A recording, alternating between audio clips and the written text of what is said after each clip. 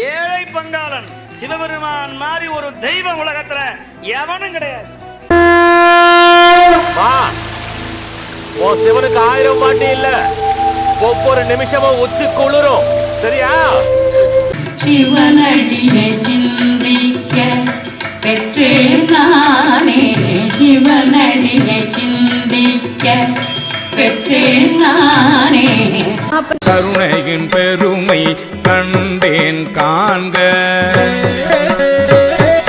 கருணையின் பெருமை கண்டேன் காண்க, புவனியில் தேவடி தீண்டினன் காண்க,